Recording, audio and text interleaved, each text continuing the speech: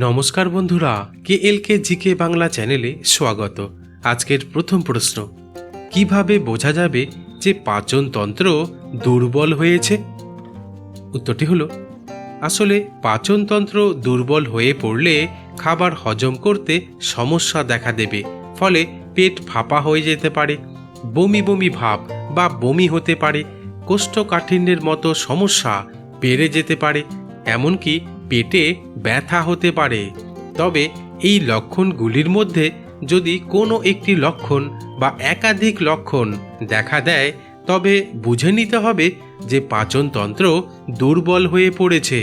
তাই খুব দ্রুত একজন ডাক্তারের সাথে পরামর্শ করা উচিত।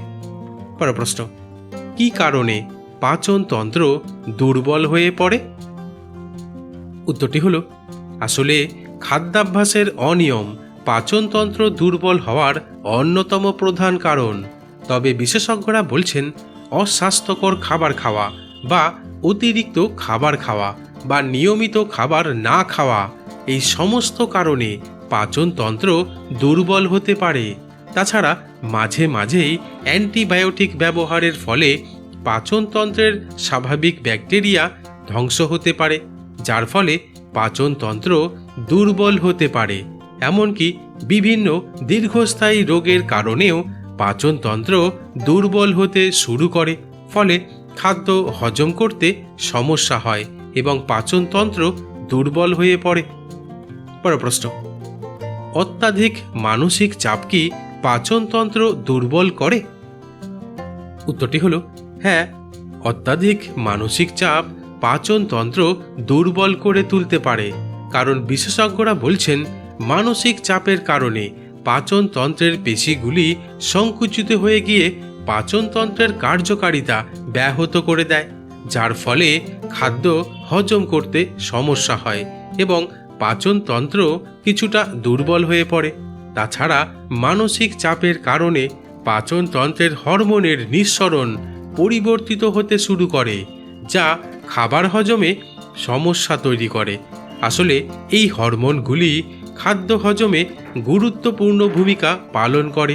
তাই পাচনতন্ত্র শক্তিশালী করে তোলার জন্য মানসিক চাপ দূরে সরিয়ে রাখা উচিত। পরের প্রশ্ন, পাচনতন্ত্র দুর্বল হলে কোন রোগ দেখা দেয়?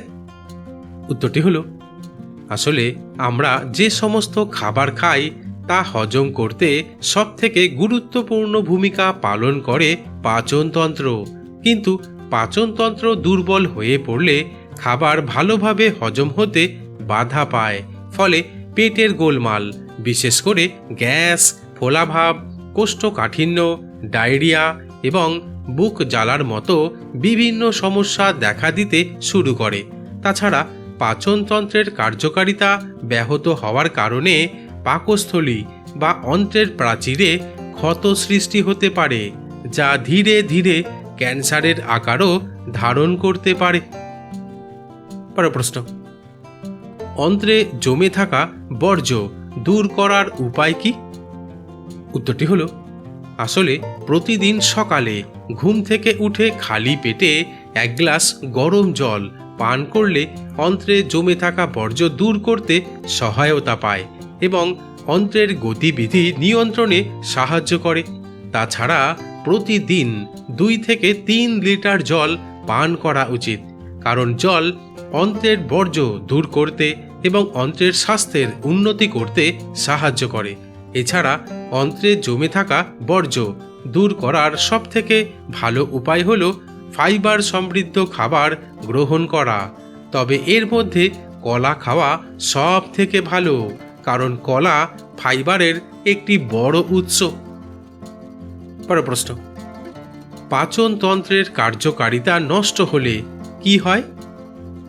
উত্তরটি হলো, আসলে পাচনতন্ত্রের কার্যকারিতা ব্যাহত হওয়ার কারণে ডায়রিয়ার মতো সমস্যা দেখা দিতে পারে, মুখে অরুচি হতে পারে, অর্থাৎ খাবার খাওয়ার প্রতি অনীহা দেখা দিতে শুরু করে। আর খাবার ঠিকমতো না খেলে এমনিতেই ওজন হ্রাস পেতে শুরু করে এবং কোষ্ঠকাঠিন্যের সমস্যা হতে পারে, যা মল ত্যাগ করাকে কঠিন করে তোলে। তবে পাচনতন্ত্রের কার্যকারিতা নষ্ট হওয়ার লক্ষণ প্রকাশ পেলে আগে থেকেই একজন ডাক্তারের সাথে কথা বলা ভালো। পরের প্রশ্ন, পাচনতন্ত্র উন্নত রাখার সহজ উপায় কি? উত্তরটি হলো প্রচুর পরিমাণে শাকসবজি, ফলমূল, ওটস খাওয়ার অভ্যাস করতে হবে, কারণ এই খাবারগুলিতে প্রচুর পরিমাণে ফাইবার এবং অন্যান্য পুষ্টি রয়েছে, যা পাচনতন্ত্রের স্বাস্থ্যের জন্য প্রয়োজনীয়। তাছাড়া প্রতিদিন নির্দিষ্ট সময়ে 3 বেলা খাবার খেতে হবে, যা পাচনতন্ত্রের স্বাভাবিক কার্যকারিতা বজায় রাখতে সাহায্য করবে।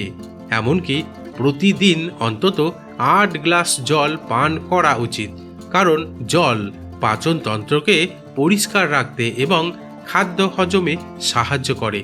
আর খাবার ভালোভাবে হজম হলে শরীর সব সময় রোগমুক্ত থাকবে। তবে প্রতিদিন ব্যায়াম করা অথবা হাঁটার অভ্যাস থাকলে তা পাচন প্রক্রিয়াকে ঠিক রাখতে সাহায্য করে। পরের প্রশ্ন, কিভাবে পাচনতন্ত্র দুর্বল হওয়া রোধ করা যায়? উত্তরটি হলো আসলে পাচনতন্ত্র দুর্বল হওয়া রোধ করার জন্য বিভিন্ন উপায় অবলম্বন করতে হবে। বিশেষ করে প্রতিদিন নির্দিষ্ট সময়ে 3 বেলা খাবার খাওয়ার অভ্যাস গড়ে তুলতে হবে। প্রতিদিন অন্তত 8 গ্লাস জল পান করতে হবে। অতিরিক্ত চা, কফি, অ্যালকোহল পান করা থেকে বিরত থাকতে হবে। নিয়মিত ব্যায়াম করার অভ্যাস রাখতে হবে। এমনকি অতিরিক্ত তেল মশলা জাতীয় খাবার না খেয়ে প্রচুর পরিমাণে শাকসবজি, ফলমূল খাওয়ার অভ্যাস করতে হবে। মানসিক চাপ কম করতে হবে, তাহলেই পাচনতন্ত্র উন্নত রাখা যাবে। পরের প্রশ্ন, আমাদের শরীরে পাচনতন্ত্রের কাজ কি? উত্তরটি হলো পাচনতন্ত্র আমাদের শরীরের একটি জটিল এবং বিস্তৃত অঙ্গ, যা আমাদের মুখ থেকে মল দ্বার পর্যন্ত বিস্তৃত। তবে আমাদের শরীরে পাচনতন্ত্রের কাজ হলো খাদ্যকে ভেঙে এমন উপাদানে পরিণত করা যা শরীর শোষণ করতে পারে। আর এই উপাদানগুলির মধ্যে রয়েছে কার্বোহাইড্রেট, প্রোটিন, ফ্যাট, ভিটামিন এবং খনিজ। তবে বিশেষজ্ঞরা বলছেন পাচনতন্ত্রের কার্যকারিতা নির্ভর করে খাদ্যাভ্যাস, জীবনধারা এবং অন্যান্য বিভিন্ন কারণের উপর।